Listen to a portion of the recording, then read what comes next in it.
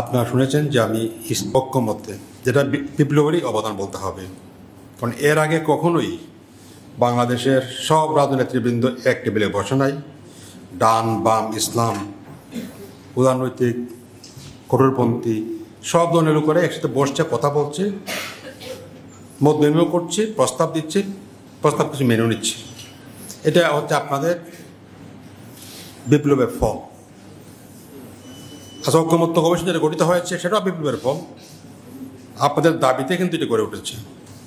July declaration বা প্রোক্লামেশনের কথা আপনারা বলছেন, সেটাও আপনারা আগে বলেছিলেন, কিন্তু গভর্নমেন্টের টাকা পড়েছে এবং গভর্নমেন্টের মাধ্যমে এটা হওয়ার উদ্যোগ নেওয়া হয়েছে। আজকে ঐক্যমত্য কমিশনের প্রায় 22তম দিন সম্ভবত, 22 দিন আমরা আলোচনা করছি। সকালে যাচ্ছি, রাত্রে কখনো সন্ধ্যায় আসছি, কখনো 9টার দিকে আসছি। আজকে সম্ভবত শেষ দিন, কারণ 31 তারিখের মধ্যেই এগুলো ফাইনাল করতে হবে। এবং আমরা আশা করছি যে যদিও সব ব্যাপারে আমরা একমত হতে পারি নাই, মতপার্থক্য থাকতেই পারে, থাকবেই তো, কিন্তু মোটামুটি কিছু বিষয়ে আমরা একমত হয়েছি। এবং একমত হওয়ার প্রশ্নে আমরা সব দলগুলোই, সব মতের লোকেরাই কম বেশি একমত হয়েছে। কিছু বিষয় এমন আছে যেখানে একমত যাচ্ছে না, তখন সেটা ডিসেন্ট সহকারে, আপত্তির সহকারে এটা গৃহীত হচ্ছে। তো এই সব কর্মকাণ্ড যা হচ্ছে, আপনারা দাবি জানাচ্ছেন, এগুলো আপনাদের আন্দোলনের ফল কিন্তু মনে রাখতে হবে।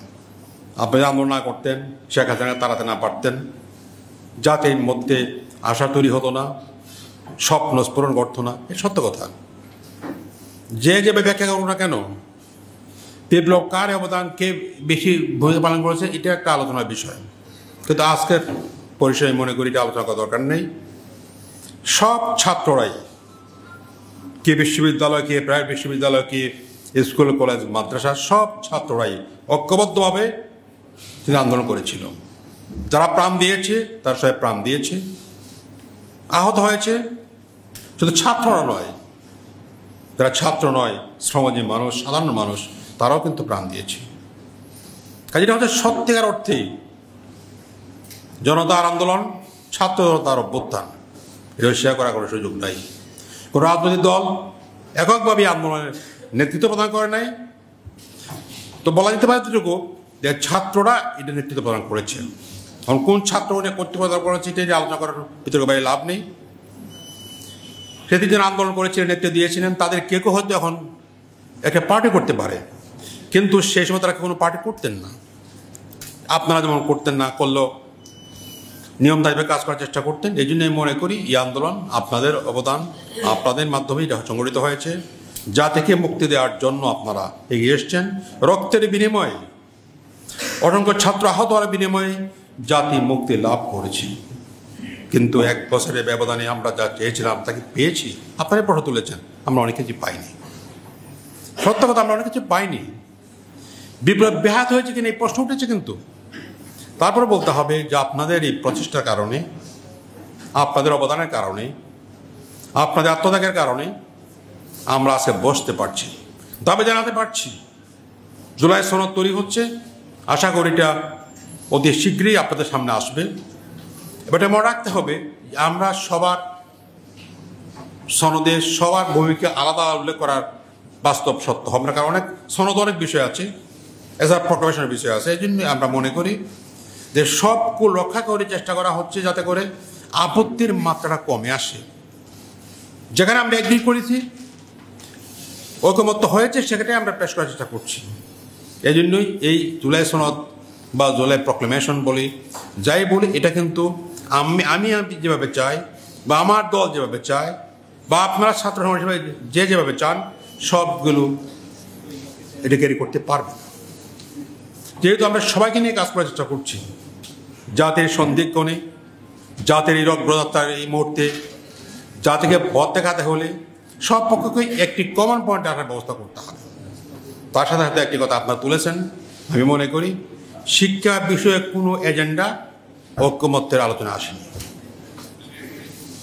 এটা দুর্ভাগ্যজনক, কিন্তু যেহেতু এজেন্ডা আসেনি, আমরা কথা বলতে পারি, কিন্তু এটা এজেন্ডাভুক্ত হবে না। আর আজকেই তো সেই দিন বলছি আমরা। এই জন্যই এটা আমাদেরকে আন্দোলন করতে হবে। যেভাবে শিক্ষা আমরা চাই, যেভাবে জাতিকে সামনে এগোতে চাই আমরা, এই ব্যাপারে আন্দোলন করা তার বিকল্প আমাদের নাই। আর শিক্ষাঙ্গনের পরিবেশ সম্পর্কেও আপনারা আলোচনা করেছেন। সেই পুরনো আমলের যে চাঁদাবাজি, সেই রেগিংয়ের ব্যবস্থা, ড্রয়িং হল সিট রাজনীতি, এগুলো আমি ঠিক বলতে পারছি এই মুহূর্তে সিট রাজনীতি কতটুকু আছে, তবে কিছু কিছু অবশ্যই না হলে বলতেন আপনারা। এগুলো আমরা আপনার সবাই চেয়েছি, এগুলো বন্ধ হতে হবে। আমরা বাংলাদেশে নতুন রাজনৈতিক বন্দোবস্ত চাই, নতুনভাবে দেশে গড়ে তুলতে চাই, যে ব্যবস্থার অধীনে কোনো ব্যক্তি স্বৈরাচার হওয়ার সুযোগ থাকবে না। আমরা চাই এমন এক পরিবেশ তৈরি হোক, যার যার মত স্পষ্ট ভাষায় নির্ভয় সে বলতে পারবে এবং তার মতের পক্ষে সে সংগঠিত করতে পারবে। আমরা এই ধরনের সমাজ চাই, এই ধরনের পরিবেশ তৈরি করতে চাই। আমরা চাই না আগের মতোই কেউ এসে চাপ সৃষ্টি করে বিভিন্ন পেশার দিয়ে আমাদের ছাত্র ভাইদেরকে বিভ্রান্ত করুক অথবা বাধ্য করুক, এটা আমরা কেউ চাই না। হয়তো আপনারা বলবেন যে অনেক ক্ষেত্রে লক্ষ্য করা যাচ্ছে, এটা আমি অস্বীকার করবো না, তো এগুলো রোধ করার ব্যবস্থা করতে হবে। আমি বিশ্বাস করি যদি ছাত্র সমাজ আবার ঐক্যবদ্ধ থাকতে পারে, মূল লক্ষ্যে স্থির থাকতে পারে, যে কোনো কুরবানির ত্যাগের জন্য তৈরি থাকতে পারে, তাহলে ইনশাআল্লাহ বাংলাদেশে নতুন করে কেউ রেসিবাদের পথে হাঁটার সুযোগ পাবে না। তাই প্রিয় ভাইয়েরা আমার, আপনাদের উদ্যোগে আমি প্রশংসা করি। আমি আশা করি রাজনৈতিক নেতৃবৃন্দ এবং ছাত্র সমাজ নেতৃবৃন্দ ঐক্যবদ্ধভাবে এই জাতীয় ক্রান্তি লগ্নে এগিয়ে যাবেন, জাতিকে নতুন আশার পথ দেখাবেন, সুন্দর একটি দেশ গড়ে তোলার জন্য এগিয়ে আসবেন।